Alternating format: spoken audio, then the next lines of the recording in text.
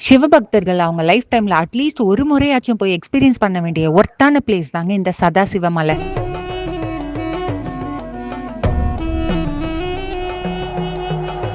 மத்த மலைங்க மாதிரி இங்க படிக்கட்டுலாம் இருக்காது. பாறை இடுக்குல தான் ஏறி போற மாரி இருக்கும்.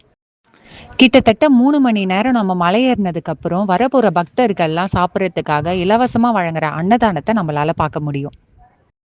வருஷத்துல 3 நாள் மட்டும் தான் இந்த கோவிலுக்கு போறதுக்கான மலை வழிபாதை ஓப்பனா இருக்கும். அதனால சின்ன குழந்தைங்கள்ல இருந்து பெரியவங்க வரைக்கும் சதாசிவரை தரிசிக்க அவ்வளவு கூட்டம்.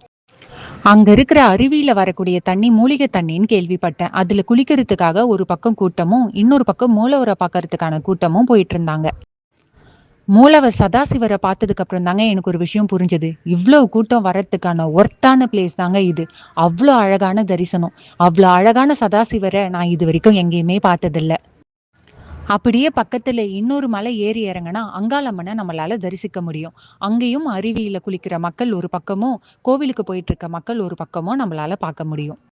மறுபடியும் வந்து கிட்டத்தட்ட 3 மணி நேரம் நம்ம மலை ஏறினதுக்கு அப்புறம் நம்ம வெளியேறதுக்கான வழிய போய் நம்ம அடைய முடியும்.